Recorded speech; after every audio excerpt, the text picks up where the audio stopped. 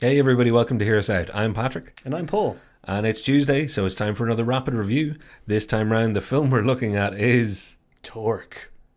Oh god, this is going to be good. Brum brum. We do videos every Tuesday and Thursday. Tuesday is our rapid reviews and our small quick trivias. And Thursday is our bigger pieces on the entertainment industry in large. Yeah. So, speaking of bigger pieces, we're about to talk about a very big piece of something. Usually we pick films that have been overlooked that you really should see because they're worth seeing. You can see a list of our other rapid reviews here. This one we picked just because you should see because it happened. Why do you climb Everest? Because it's there, apparently. Why do you see Torque? Because someone made it, and I'm still not sure why. Will we give a little synopsis of the entirely... Are you looking at me do you want to see if I can do this? I'm going to see if you could do this one because... challenge accepted. Right, so Torque is about a guy called Ford who hates cars and loves motorcycles, and everybody else in the film also hates cars and loves motorcycles. He was working with... you're right, this is very difficult. Essentially, everybody hates him for one reason or another. Some people want him to run drugs for them. Some people the people he ran drugs for, he hid drugs from to not end up going to jail. His ex-girlfriend is in trouble because he nearly went to jail. Somebody else thinks that he killed their brother, but it was really the other people that framed him for killing their brother. Basically, it's a lot of motorcycles, and it tries to be Fast and the Furious on two wheels. Yeah. Is that close enough? It's pretty good. I don't know what else to say about the film from a synopsis point of view. It's motorcycles where they would have had cars. Think Fast and the Furious. Yeah. Actually, the way I described it to you earlier on, I'm going to use this. It's like an accidental Kid Rock video for an hour and a half. Yeah. What was the other part that you also said? It's It's like Michael Bay's nephew. Yeah, I'm actually going to look down at my notes because I had, if you ever, why should you care? Because it answers the question no one wanted to ask. What would happen if Michael Bay's nephew was given the budget to try and make a Fast and the Furious movie and was told, but this time use bikes? Yeah. It's weird. There are transitions in this film that make no sense. They're spectacular. They will show you a picture of someone or a frame of someone go into the reflection of their sunglasses, which is showing the exhaust of a bike, and then they will travel down through the engine and then come up through the speedometer to show the person's face again. You're like, why did we just do that? There is movement at all times. The credits are nauseating in this film. I'm not a Fast and the Furious fan, but my God, this thing thought, you know the best thing we can do? Everything at all times. It's frantic. Yeah. No, it's like a music or a movie executive saw Fast and the Furious and went, we could do this with bikes. You know what? I've cracked it. And then they just shotgunned a like script together in some fashion. And because there's DEA agents who seem to drive around in vehicles that doesn't seem to be regulation. No. Which get wearing suits that probably also aren't regulation. Which gets and that's Adam Scott from Parks and and Rec. Actually, let's give a little bit of flavor of how diverse this cast is. The star is someone you won't know, but the character's name is Ford. The bad guy, if you ever wanted to know what happened to Vince from Fast and Furious, that first film, they went so far as to go, get Vince from Fast and the Furious and make him the bad guy in this and just rename him Henry. Because then we get to have the bad guy be called Henry and the good guy be called Ford. Henry Ford. Yeah. Ice Cube is in the film? Ice Cube is in the film. And he's Ice Cube, because he always is. Yeah. When's Ice Cube not been Ice Cube? But he's just maximum I don't care Ice Cube. He's like, yeah, I'm going to be Ice Cube. He's just doing him over and over and over and over again. He is the leader of the Reapers. How do you make a motorbike gang sound scary when you can't? Because Hell's Angels is probably trademarked.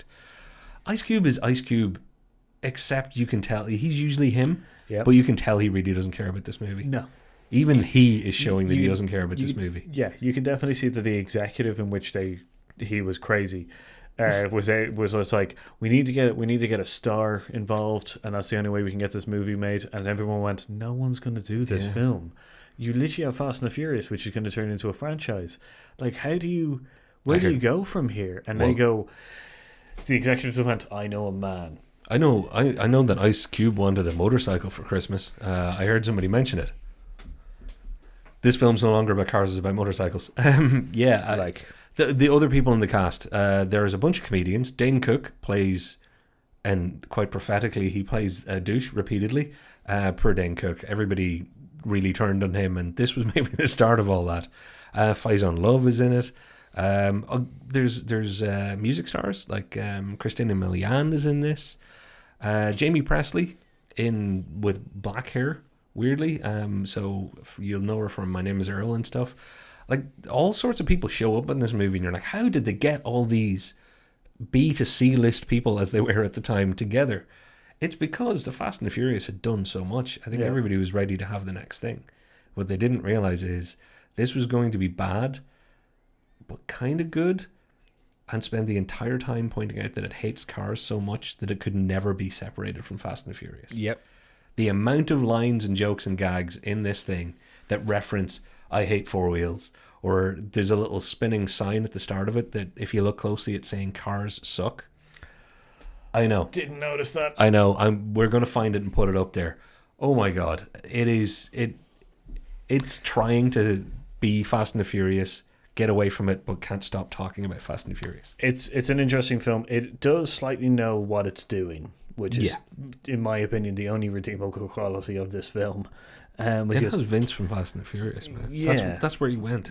So, like, as we said, it's a film that you might have missed in the fact that, during the period of Fast and the Furious, it was everywhere kind of thing.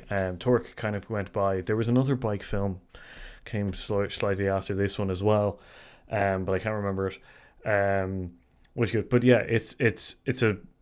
it's literally just full of chases. The stunts are all right. The stunts are pretty good. So the bike, there's a choreographed bike fight scene between the two female leads in the film where they have like a punch fight using their bikes, and it's actually really smartly choreographed. It makes no sense, but you're watching this thing going, this is cool. It's kind of like pizza with something you'd never imagine on it. You're going, I'm gonna try some of that. It's weird. But then they have loads of, we're going super fast and setting the ground on fire behind us. Video game, kind of Need for Speed, full throttle down. Like, they're all over the map on what they thought they were doing with action. Yeah. And I love it for that, actually. I've just realised I'm softening on this film. I was going to sit here and pull it apart, but this could be a masterpiece, everybody. No, maybe not. In my opinion. We should talk about this film because you should go watch it with your friends. It is a film that you laugh at. You laugh a lot about it. You can do drinking games. You can do all that kind of stuff. Yeah, you can do a lot of fun with it. As I said, the redeeming quality is the fact that it does make fun of itself. Yeah, for me anyway. The stunts are good. No, I agree. It's not so bad that it's good. It's not one of those. It's, oh my God, this existed and you've never seen anything like it. I guarantee you've never seen anything do this. People got paid for this film. That is the most ridiculous thing of this film. People act like the writers got paid, the production people got paid, the actors got paid. And for anybody out there who edits video, watch the transitions in the film because a lot of effort. Like there's transitions there that are 17 steps long. And you're like, I don't know when the camera cuts are going to stop coming together.